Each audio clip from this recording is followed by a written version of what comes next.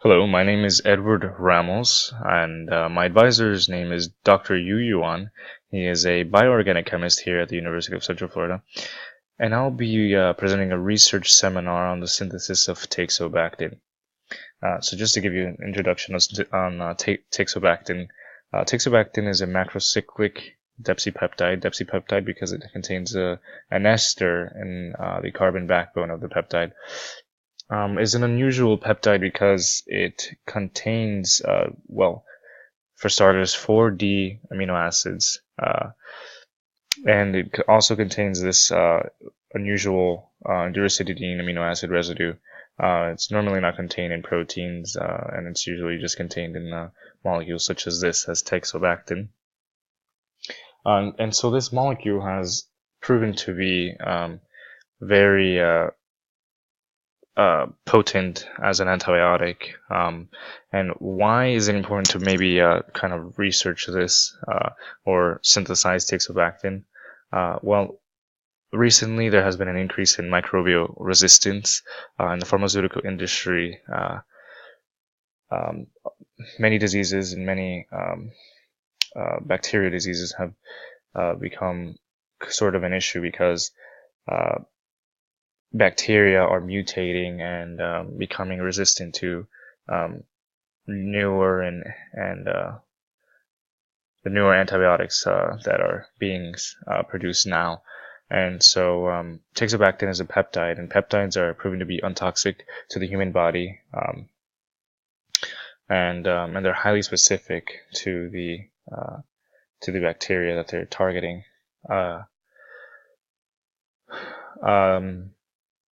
So teixobactin has shown to kill Staphylococcus aureus and Mycobacterium tuberculosis without those bacteria generating any sort of resistance against teixobactin.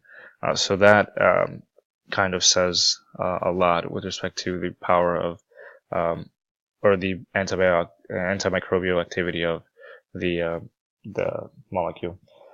So throughout this talk, we'll be talking about how we can go ahead and synthesize this molecule here.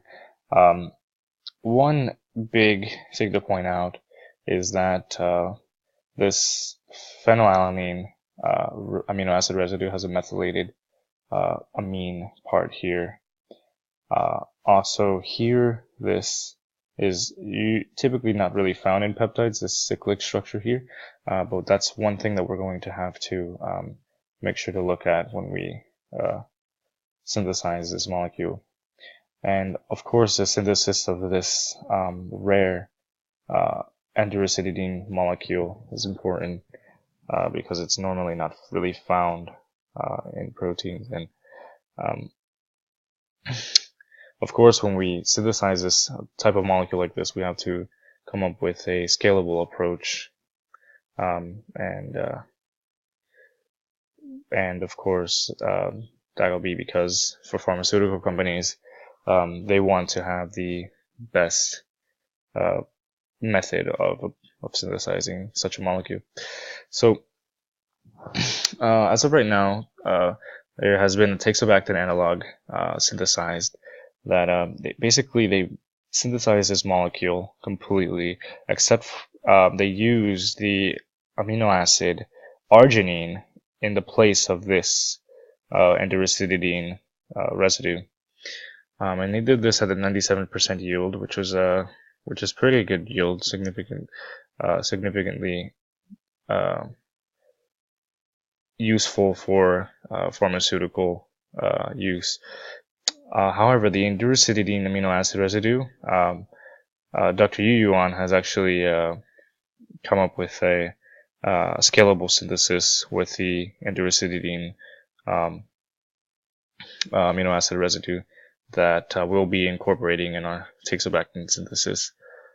And so throughout this talk, we'll be talking about the synthesis of the cyclic structure here of teixobactin, and we'll also be talking about the synthesis of endurocitidine, and of course the overall synthesis of the entire molecule. And this is all done through solid phase peptide synthesis. Thank you, and I look forward to speaking to you, speaking to the class about this presentation. Thank you.